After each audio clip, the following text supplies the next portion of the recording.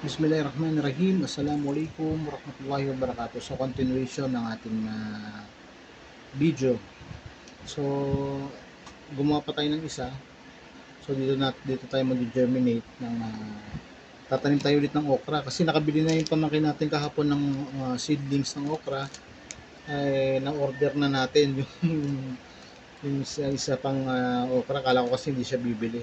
So, naka-order na tayo sa online, tapos nakabili pa siya. Pero okay lang, at least sa susunod na mga pagkakataon, may tatanim pa natin to, makakapag-germinate tayo. At least, mas marami tayong ma-germinate o marami tayong nagawang mga naitanim na mga seedlings, mas malaki ang possible na marami tayong mag-success na mga germinate natin ng mga seedlings. So, bismillah.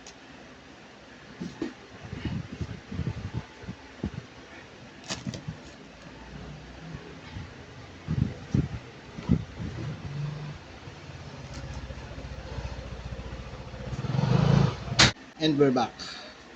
So, dumating na yung kapatid ko, so hininto natin yung video. So ito na, last na to, no? Last na natin yung seedlings to. So ito naman ay okra ulit. So dumating kasi yung order natin ngayon lang. Medyo matagal na yung order natin na to. Siguro mga 1 week ata halos bago dumating to. Kaya yung pamangkin ko nakabili na. So patong-patong yung ating nagagastos. Pero okay lang. At least mapagagamit din naman natin.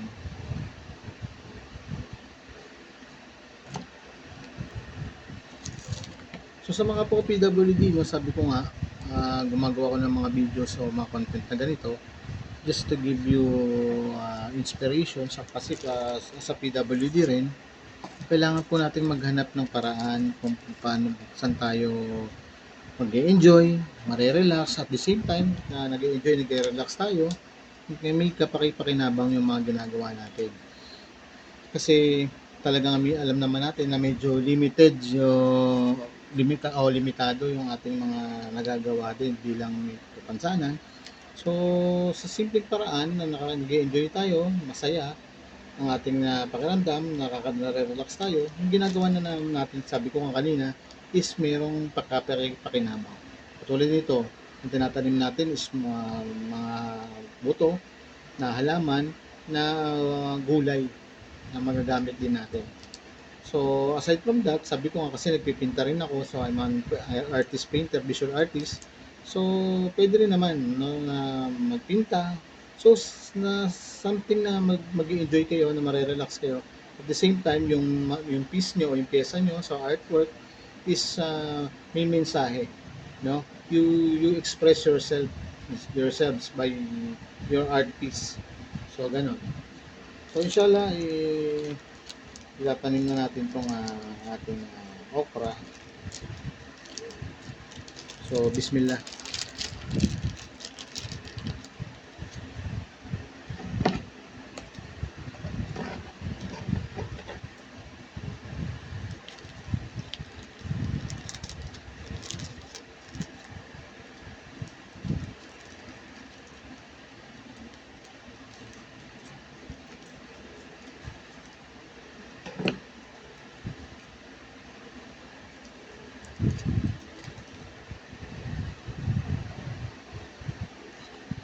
So, ito yung ating mga seedlings.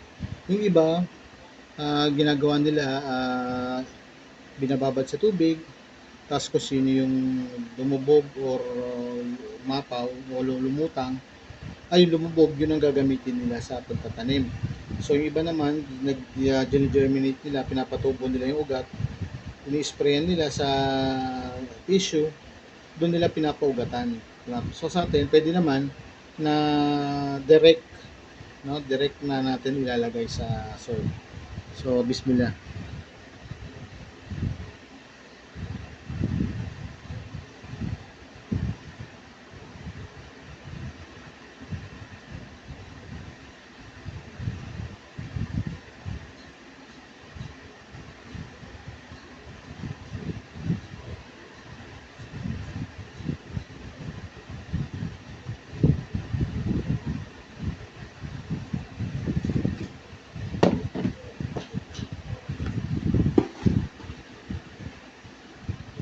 kamay na natin, wala pa kasi tayong proper tools sa pagtatanim.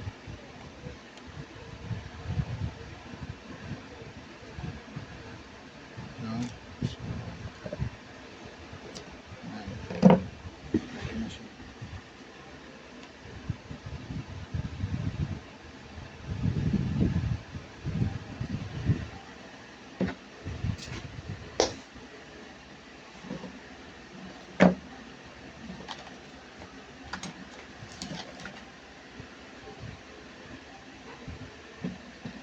So, ayan nakapagtanim tayo ng okra, pechay, at kamatis. So, inshallah, naway tumubo siya at maging biyaya ito para sa atin. So, maraming salamat at didiligan ko na muna to, hindi ko napapakita yung ating pagdidilig. So, inshallah, yung update natin ang ginawa natin kahapon sa pagtatanim sa okra, kasi day ito na ngayon. So, siguro around mga 7 days or 4 days siguro. Not really sure kasi hindi naman tayo professional sa pagtatanim. So, maybe inshallah, hintayin natin tumubo at i-update ko po kayo. So, Bismillahirrahmanirrahim.